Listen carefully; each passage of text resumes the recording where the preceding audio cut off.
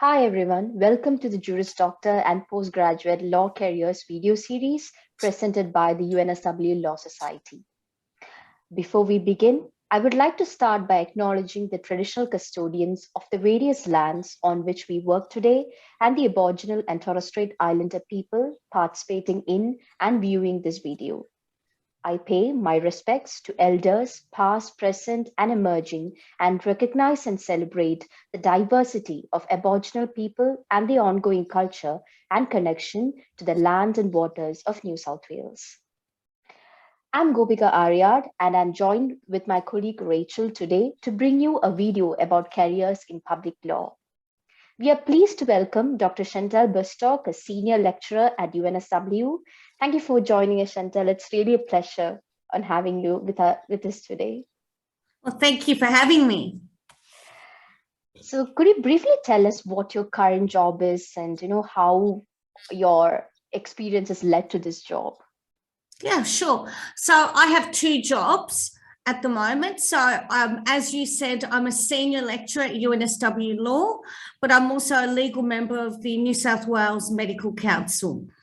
In terms of how I got to these two particular jobs, so for the academic job, I think it's having the combination of practical experience working as a lawyer, which has certainly stood me in good stead teaching, but also having done a PhD at UNSW with two amazing supervisors, so Mark Aronson and Arthur Glass.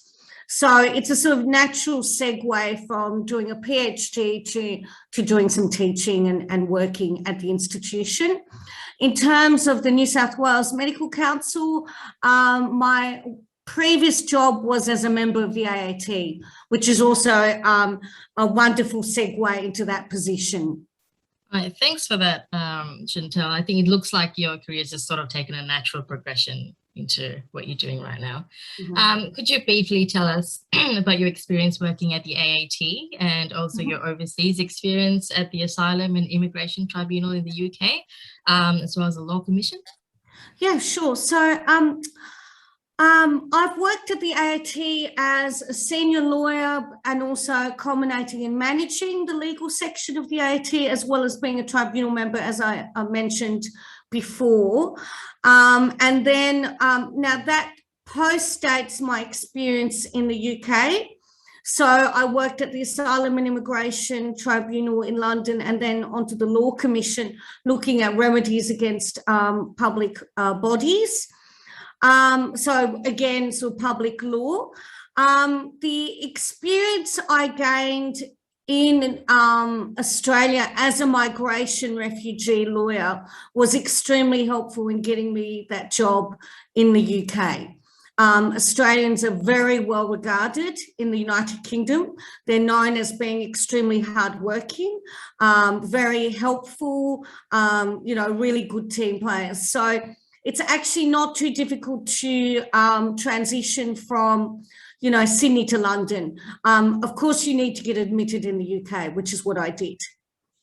That's really great to know, Chantal, your varied experiences. So my next question would be, what inspired and motivated you to decide to work in the area of migration refugee law? Because every student in your admin class, me including, know the passion of yours in migration refugee law. And personally, my passion towards that came from you because I saw that passion while you were teaching us. So we would really love to know about that. Yeah, well, look, thank you. So my undergraduate degree was law as well as arts, which I absolutely loved. I preferred my arts degree to my law degree. And I did things like political science, and I did languages. So I did French and German in my arts degree as well.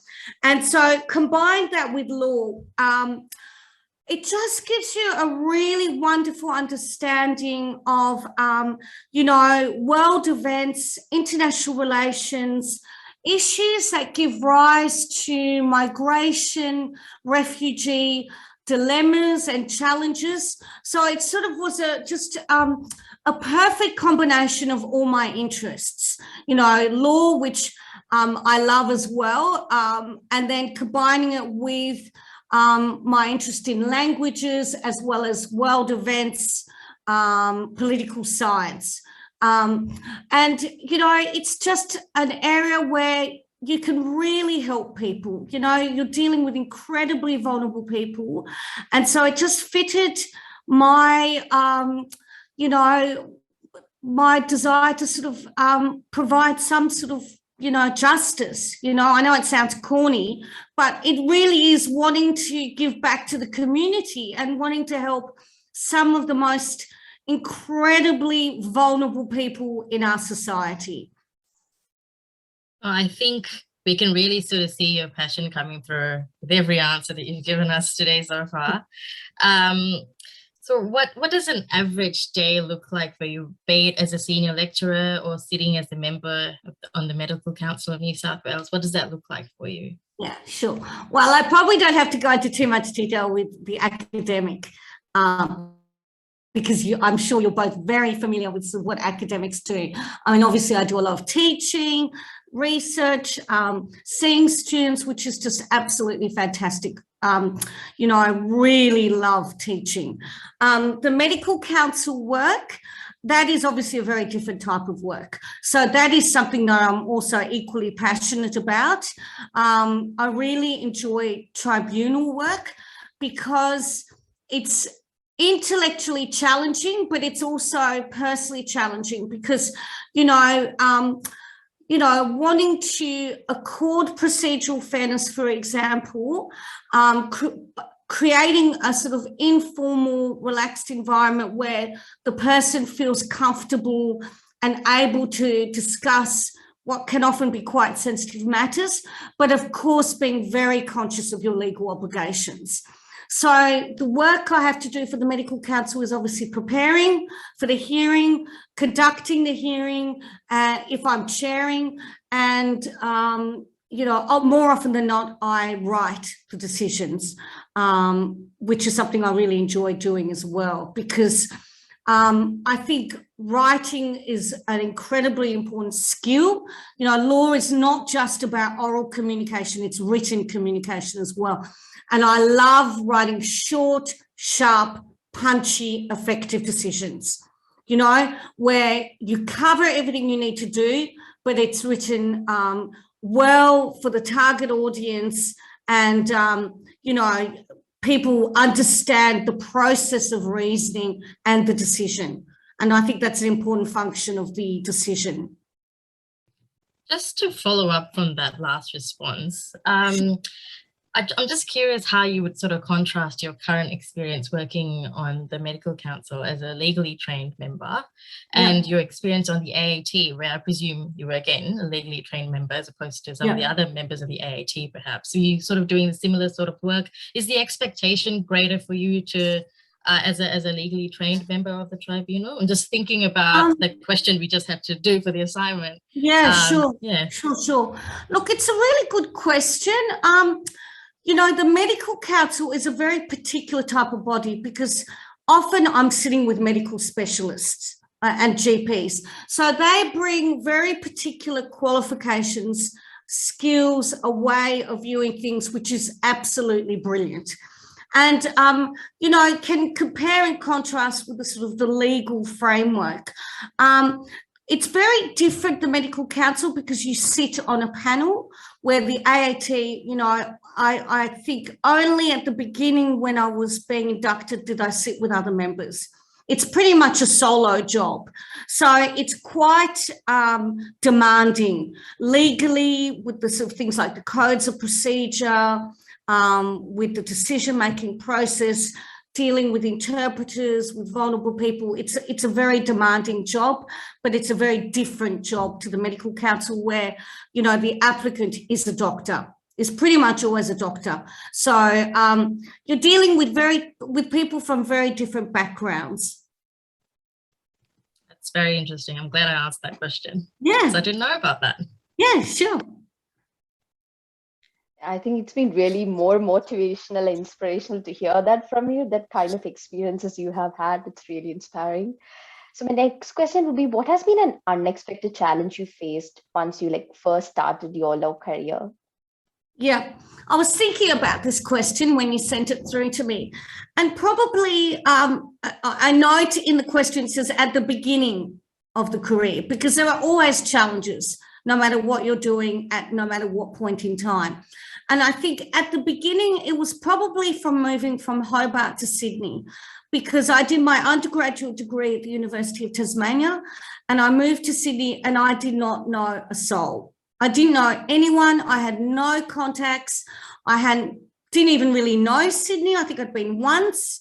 And and I arrived in December, which is the worst time because the courts, the tribunals, everything is closing down for Christmas and that sort of 1 month break. And so it was tough because, you're looking for jobs without knowing anyone or having any entree into the legal industry at all. So that was probably one of the biggest challenges. But, it's fantastic moving around because you learn so much and you're involved in a different environment. I mean, Sydney is obviously much bigger than Hobart. So I really enjoyed making the transition, but it was a challenge. It was definitely a challenge. Just a follow-up question to that. Do you really knew from the beginning that migration refugee law was the area you wanted to go? I targeted those types of job applications. I really did, because that was my area of interest and I was really keen. I think we've got a really good segue into our next question. It's a juicy one as well, and I think it's something all the students will be looking out for. Okay. How important I'm getting nervous. How important is it to secure clerkships, volunteering, and relevant extracurricular activities like taking part in competitions and publications for students in securing a job in public law? So what are the sorts of things that you think students need to, because I feel like your career is just sort of been this natural progression into what you're doing now, and you've done all the right things. So I think you're very well placed to advise students on what they should do early on in their student careers. Well, look, I've thought about this, and the first thing I would want to say is that, not everyone can do heaps of additional extracurricular activities. I'm very aware of the fact there are a lot of students who are having to support themselves financially, who, have other pressures on themselves. And, I would feel, sort of sad if they felt that they were missing out on career development because the circumstances of their particular studies are such that they can't do additional activities. And I would say under no circumstances despair, because I really believe that there is a place and a role for everyone, and that where you start may not be where you end up, but that doesn't matter. As long as one is flexible, sort of resilient, persistent, it'll be okay. So having made that general disclaimer at the beginning, I think if one has time and the opportunity, anything that furthers their passion, I think it's really important to do what you enjoy. Life is short. And if you're not clear what you're passionate about, try different things, give it a go, to see what you like, test things out. It's like trying a new restaurant, get a sense of it. If you like it, you go, well, I don't particularly like it, I'm going to move on and do something else. But use the opportunity to really try out different things before being locked into something particularly. But in terms of extra activities, look, I've generally done a lot of volunteer work because I really believe in it, and I think it's extremely important. And it comes back to what I was saying about vulnerable people. Like, people are really reliant on pro bono legal advice. So things like that. Being involved in writing papers that you're really interested in, for example, or a blog, or a clerkship if you want to, and if you can get one, that's wonderful. Anything that interests you. And I wouldn't limit it to law, though. I mean, if you're doing a different degree and you're doing psychology, for example, then thinking about some work in psychology. I think just whatever one can do that one enjoys and it's possible within the framework of one's life, then to embrace it. But I think it's also really important just to enjoy your studies as well. University is such a special time. It's a wonderful time and it's there to be enjoyed. I think that's so true, because I think often sometimes firms will tell you build your CV early on in your student career and do everything that you can to demonstrate your interest in a particular area of field, but at the same time you lose out sort of experimenting in other areas of law that might end up being better suited for you. So I think that's a really great point. Thanks for sharing that. And also your encouragement at the start make my day. Yeah, well, I mean, everyone has different personal circumstances, and I think it's really important to remember that. And also the fact that it's just really what we are passionate about rather than like following what other people. That's, I think, we all get trapped in that. Like, what should I do? Everyone is going in that direction. Should I go or not? So that's also, I think, really clear from your passion and the way you have molded your career. Yeah, no, I think, and you know, I think my career in a way has been, it may look fantastically sort of mapped out, but I can assure you it wasn't, you know, it wasn't at all, because I've moved around a lot, you know, I've followed my partner. So my career has also been shaped by being in a relationship. And so therefore, you know, choices are different, but I think it's being open-minded, and trying new things and, you know, having, you know, core personal skills, you know, working hard, having integrity, those things will stand one in very good stead, no matter what you do. Yeah, that's definitely so true. And as you talked about publications, we all know you write a lot of good pieces and publications, especially with regard to the updated migration policies. So in regard to PhD, what was the area in PhD you did and what was the inspiration behind taking that particular topic? Oh, that's a great question. So my PhD was on the tribunal review of visa cancellations, 501, which so at the time I did the PhD, I was working as a senior lawyer at the AAT. And so that gave me a wonderful opportunity because I got permission from the tribunal to review files. So I called in files from all across the country and reviewed all 501 files over a 5-year period to give me the sort of empirical data I needed for the PhD. And it's just such an incredibly interesting topic of law because, you know, what you have is a law which basically enables people to be removed from Australia, which they consider to be their home country, that they may have lived here for many, many years, many decades, and they are legally able to be deported. And I just found that extraordinary. I found it extraordinary that we can have a system in an advanced sort of liberal democracy such as ours where this occurs. And there's, you know, the other interesting thing is there's lots of competing interests, you know, which always makes it very, very, you know, difficult to sort of navigate a way through when you're thinking about highly emotive areas of law where, you know, people have committed terrible, terrible crimes. You know, what do we do with these people? You know, but also thinking about their position from a practical point of view, but also a theoretical point of view. I mean, yes, they're a terrible person, they've done terrible things, but does that mean they should be removed and barred permanently? So that's the PhD I did. And, you know, I'm still really interested in visa cancellations. Yeah, I think that's also one of the relevant topics we often hear people talking about as to, you know, whether these policies should be reviewed or whether there's that human rights element that's coming in. So it's really great hearing it from you. Well, when I went to France and did research on the French system, I mean, people couldn't believe how broad our law was. They couldn't believe it, just that we can remove people. I mean, Nystrom, who, you know, is a very famous example of, you know, criminal deportation, had been in Australia since the age of about 21 days, like a tiny baby. And he was removed back to Sweden. Is there anything you wish you knew before starting your legal career in public law and while you're still completing your studies? Anything?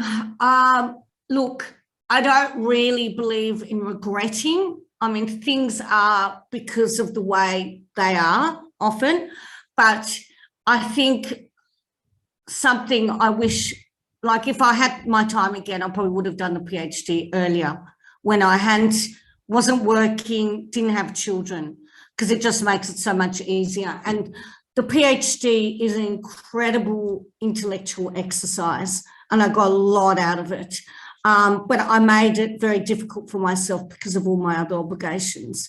So, but I don't regret it. I mean, you do it when you can, you know. And the second limb of the question, remind me the second limb, Rachel? The second limb of the question was, what do you wish you knew while you were still completing your studies? While I was still completing my studies. Was there anything you would have done differently? Undergraduate or postgraduate or any studies? Well, any studies, but I'm thinking primarily probably in law. In law, at the undergraduate level. At the undergraduate level. Yeah, sure. I started my studies when I was very young. I had just turned 17. I did my HSC in 1 year because you could do that. And I probably would have taken a gap year and gone back to do law and really appreciated the opportunity I had, because I got very tired doing law. It was a 5-year degree and it was like, oh my God, when is this going to end? So if I had taken that gap year and really had a break from studies and gone back, I probably would have really realised how much of a wonderful opportunity it is to be able to study, particularly something like law, which is just an incredibly useful degree to have. It's just, even if one doesn't go into practice, the skills you learn are transferable to so many occupations. It is an amazing degree. I think one of the benefits of doing the JD is that you come away having done a second degree at a later stage of your life. Maybe you've transitioned from a different career, or everyone's got a basic degree in some other course. So I think that maturity in age and the additional experience you get with another degree and another career must go a long way in helping us. I think especially with admin law, I would think that it's one of those areas of law that can be fraught with, emotion, and you're sort of torn in different directions, especially when you were giving us the example earlier about the applicant who might, see Australia as their home, even though they don't have the legal right to be here. But it's just such an area of law that's emotionally confronting for many people. So I would think that the additional maturity and experience would go a long way in helping JD students. For sure, and the maturity helps students understand, what I was talking about, the competing interests and values, because things are never simple. So and administrative law, this is a good example where you've got administrative justice, where you've got the rights of individuals, but the interests of the collective. And I think the maturity of students helps them digest the different competing values and interests in those contexts. You talked a bit about your practice, like you did practice before moving to the Trojan law. How was it different, like having practiced migration law in a private space and then moving to do that with the government and in the public space? Oh, it's very, very different.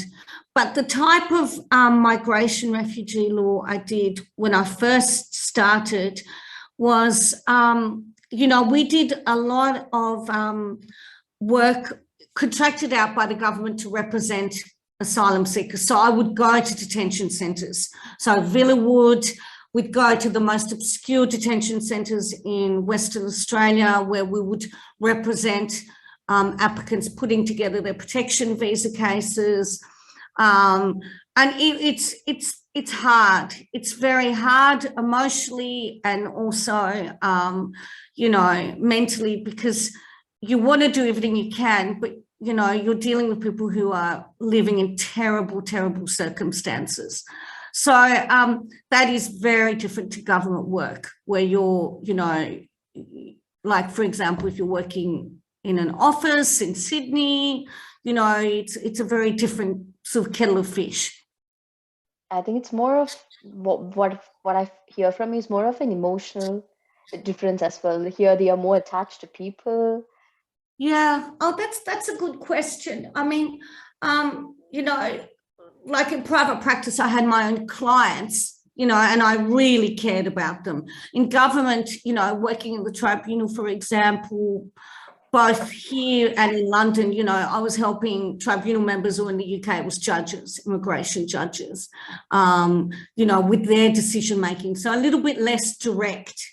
Well, I think one of the questions we're still interested in hearing about is how one gets into academia and public law in particular, in UNSW or any other tertiary sector. Mm-hmm. Look, I'm probably not the best person to ask about it because I've done so many other things and I've come really late. I'm sure there are far, far better people to ask that question. But,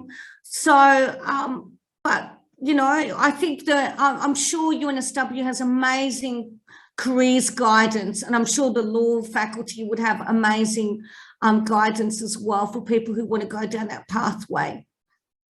Because I've started much later than a lot of people who start, early on and choose to get into that career pathway from the word go. Well, I think there's value in that response as well, because we can see clearly from your experience that it doesn't have to be straight PhD in transitioning into academia path.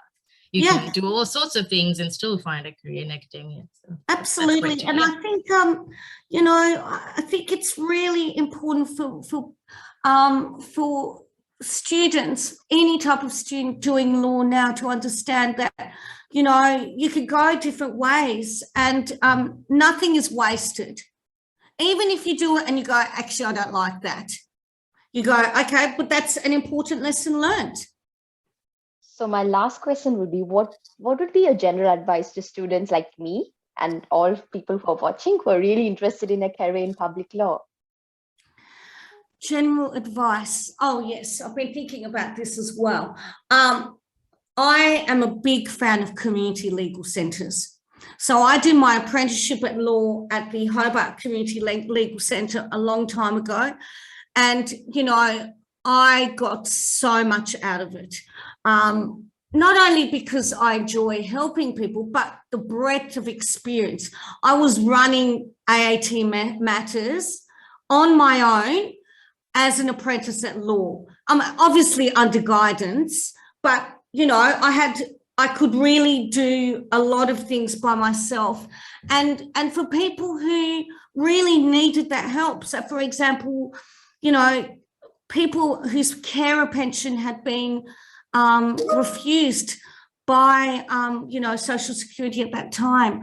I remember helping this mum whose pension had been refused because it wasn't considered to meet the threshold requirements, who, for her children who had asthma, and just helping her collate the medical evidence, appear before the tribunal successfully. It is incredibly rewarding. And I think community legal centres, we have many in Sydney, they perform such an incredible role, absolutely invaluable. So that is one thing I think people should always consider as a really useful opportunity. Yeah, I think that's a great thing to know, that how not only for a career, but how we can connect with people through the community, legal centers, to give back to society what we truly believe. And we came into this profession, that was something we had in our mind. That's something really great to know. Yeah, good. So thank you so much, Chantal, for your time in answering all our questions. And it was really, really, really great to hear from you. I think especially people like me who have always looked up to you, I've got more inspirational and motivational to go into careers in public law. So thank you so much. Oh, it's my And pleasure. thank you all for joining us, and be sure to keep out for our videos on careers in private and criminal law as well. And thank you once again to Chantal for joining us.